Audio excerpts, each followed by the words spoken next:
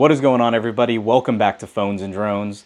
So, Apple, as they have historically done, finally gave us information on its next hardware event coming at the end of August and announcing it for September.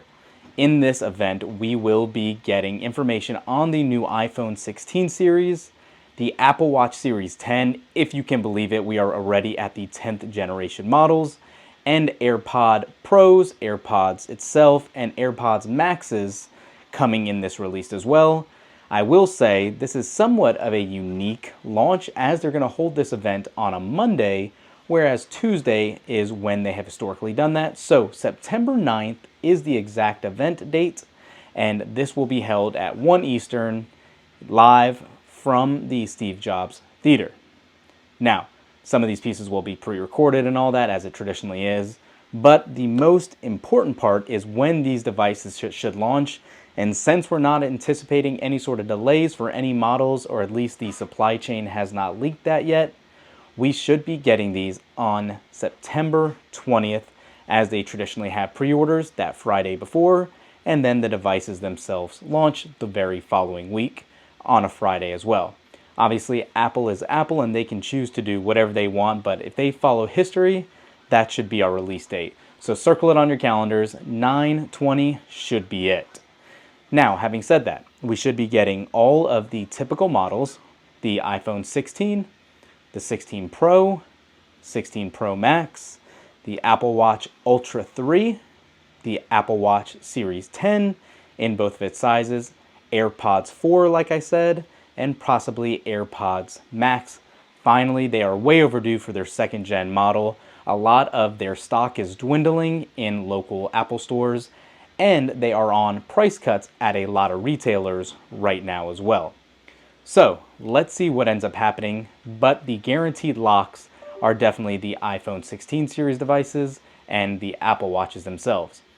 A lot of these models should have very minimal upgrades, but also some very substantial ones, again coming as far as the Pro and Pro Max go, really in regards to the upgraded RAM and a new camera hardware or shutter button under the under the power button is where we're anticipating that to be.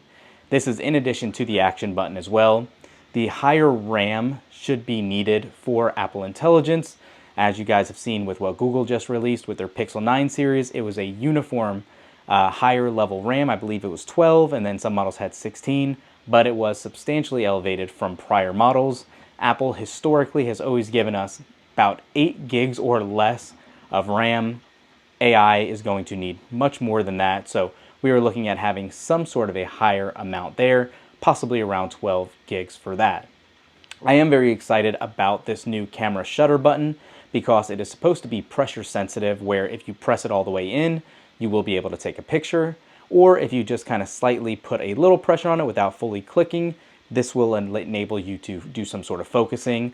I'm sure Apple's going to have a whole spin on how that's going to work, but that is something I am definitely very excited about. Apple Intelligence also, just to get this out of the way, will not be live in these models. These will come preloaded with iOS 18, as is common. However, Apple Intelligence features aren't going to be rolling out until 18.1, which is not expected until October. So technically, none of those AI features will launch with these new iPhones. All of them will be capable of it though, the entire iPhone 16 series, and only back to the iPhone 15 Pro and Pro Max specifically. Let us know in the comments down below, are you excited for these? Which model iPhone are you going to pick up this year?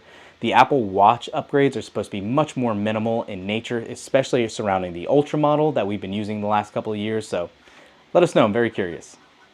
Thanks for watching. We'll catch you in the next one. Peace.